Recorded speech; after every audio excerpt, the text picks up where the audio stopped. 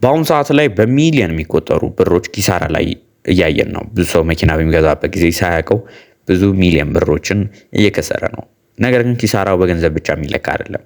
አንዳንዶቹ ለህይወት ራሱ አደጋን ይዘው የሚመጡ በገዛችሁት መኪና እዘንጥበታለሁ፣ እገለገልበታለሁ ብላችሁ የገዛችሁት መኪና አንዳንድ ጊዜም ህይወትን ለውጥበታለሁ ያላችሁት የሚያደርሰው ጉዳት ከገንዘብ አልፎ ህይወት እስከ ማሳጣት እየደረሰ ይገኛል።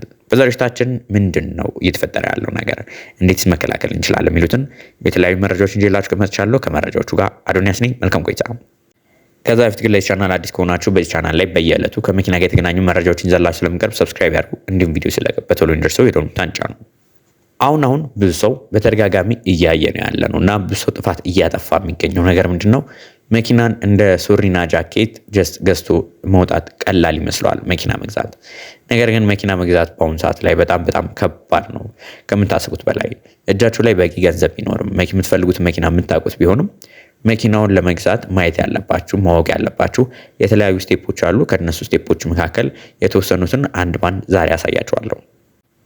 እንደሚታወቀው ሀገራችን ላይ በአሁኑ ሰዓት ላይ የነዳጅ መኪና መጠቀም ኦልሞስት አይፈቀድም። 00 መኪኖች እየገቡ አይደለም። በዚህ ምክንያት በብዛት ወደ ሀገራችን እየገቡ ያሉት የኤሌክትሪክ እንዲሁም የሃይብሪድ ተሽከርካሪዎች ናቸው። የኤሌክትሪክና የሃይብሪድ ተሽከርካሪዎች ከተማችን ላይ በብዛት እናያለን። እነዚህ ተሽከርካሪዎች 00 ተብለው ነው ወደ ሀገራችን የሚመጡት።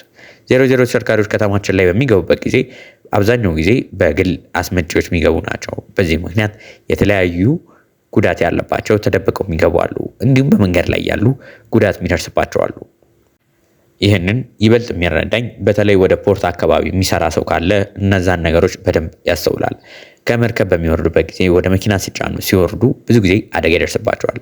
ይህ አደጋ ግን ከተማ ውስጥ በደንብ ሙሉ ለሙሉ እንደ ፋክተሪ ተደርጎ ላይሰራ ይችላል። እንዲሁም የማይሰራበት ብዙ አጋጣሚዎች አሉ። ትልቁ ችግር መኪናው አደጋ መድረሱ አይደለም ወይ ደግሞ ተጠግኖ ለገበያ መቅረቡ አይደለም።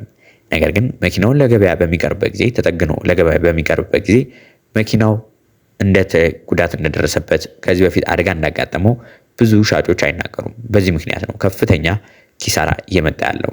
ለምሳሌ ከቀላሉ እንመልከት። እንደነ BYD C-Line 06 ሶንግ ፕላስ ያሉ ተሽከርካሪዎች የፊተኛው ገጽታቸው ላይ የምናገኘው ውብ የሆኑ የመኪና ሄድላይቶች አሉ። ብዙ ጊዜ ከመኪና በሚወርድበት ጊዜ ከፊት አደጋ ይደርሳል።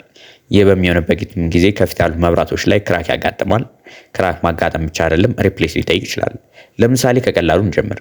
የመኪናው መብራቶች ላይ ክራክ ያላቸው ከሆኑ ከጊዜ ሂደት በኋላ ወደ ውስጣቸው ውሃ እንዲገባ ያደርጋሉ። በዝናብም በሌላ ምክንያቶች እንዲገባ ያደርጋሉ። ከዚህ በተጨማሪም ሞይ የሚባለው ነገር በደንብ ይስተዋላል። ይህ በሚሆንበት ጊዜ ቆየት ያሉ ተሽከርካሪዎች ያንን አጸድታችሁ ወይ ደግሞ ውጫውን ብቻ ቀይራችሁ ሙሉ ለሙሉ አገልግሎት ተጠቀሙበት ትችላላችሁ። ነገር ግን አንዳንድ ጊዜ እንደነዚህ እጅግ ዘመናዊ የሆኑ ተሽከርካሪዎች ሁለቱ መብራቶች የሚጠቀሙባቸው ራሱን የቻለ ቦርዶች አሉ። ቦርዱ ሊቃጠል ይችላል።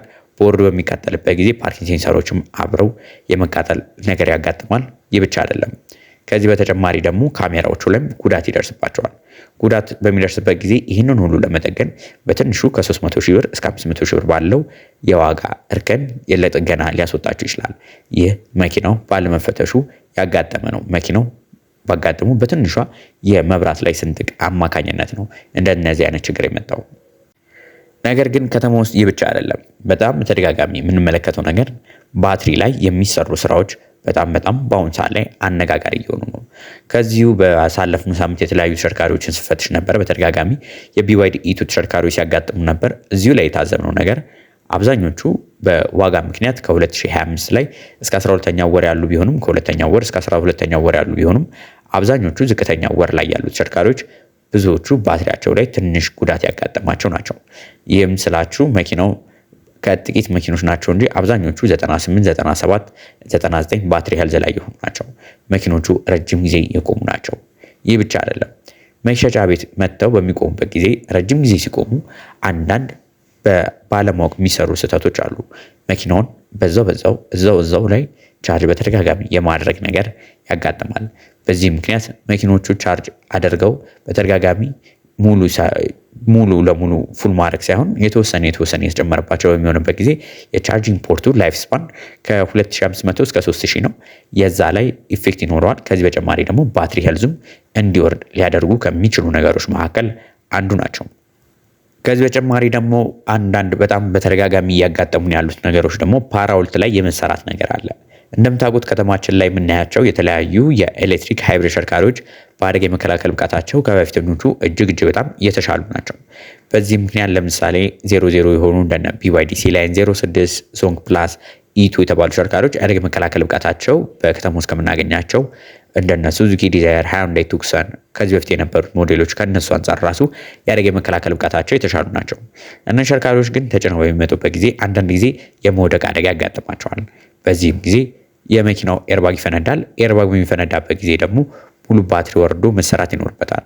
ያ ብቻ አይደለም፣ ባትሪው ላይ የሚደርሰው ጉዳት ብቻ አይደለም። መኪኖቹ መልሰው በሚጠገኑበት ጊዜ የአደጋ የመከላከል ብቃታቸው በፋክተሪ ስታንዳርድ ተደርጎ መሰራት አለበት። አብዛኞቹ ደግሞ እንደዚህ አደጋ ደርሶባቸው ለገበያ የሚቀርቡ መኪኖች ለትርፍ የሚቀርቡ ተሽከርካሪዎች ናቸው። አስመጪዎቻቸው ለትርፍ ነው። ስለዚህ ያን ያህል ሴፍቲው ላይ ያለመጠንቀቅ፣ ቦዲ ላይ በጣም ቀሽም ስራዎች የመስራት ይህንኑ ራሱ ሙሉ ለሙሉ መኪናው እንዳልወደቀ 00 እንደሆነ ደብቆ ለመሸጥ የሚደረጉ ጥረቶች አሉ። በዚህም ምክንያት የብዙ ሰው ኪስ እየተጎዳ ነው ያለው። ነገር ግን ይህ ብቻ አይደለም። በዚህ ቻናል ላይ በዚሁ በአደጋ የመከላከል ብቃት እንዲሁም የመኪና ፍተሻን በተያያዘ በሰራነው ቪዲዮ አሳይተናችሁ ነበር። BYD ዩዋን ፕላስ የሆነ ተሽከርካሪ መኪናውን እያሽከረከሩት ድንገት መኪናው አደጋ በሚደርስበት ጊዜ መኪናው ሳይፈተሽ የተገዛ ነበረ። ኤርባግ ሴንሰሮቹ ፌል ያደረጉ ተሽከርካሪ ነበረ። በዚህ ምክንያት አሽከርካሪው ህይወቱ ሊያልፍ ችሏል። መኪናው ኤርባግ ዲፕሎይ ቢያደርግ ኖሮ ምንም አይነት ጉዳት ሳይደርስበት መውጣት ይችል የነበረን አሽከርካሪ በዚሁ በኤርባግ ሴንሰሮች አማካኝነት በኤርባጎቹ ኤርባግ ሴንሰሩ ባለመስራቱ ኤርባጉ ዲፕሎይ ባለማድረጉ መኪናው አደጋ ደርሶበት ብዙ ሰው ህይወቱን አጥቷል። በዛም ሰው ምክንያት ህይወቱ የተበላሸ ብዙ ሰው አለ። የሱ ሰው ህይወት ማለፍ የብዙ ሰዎችን ህይወት ይዘው የነበረ ስለሆነ ማለት ነው።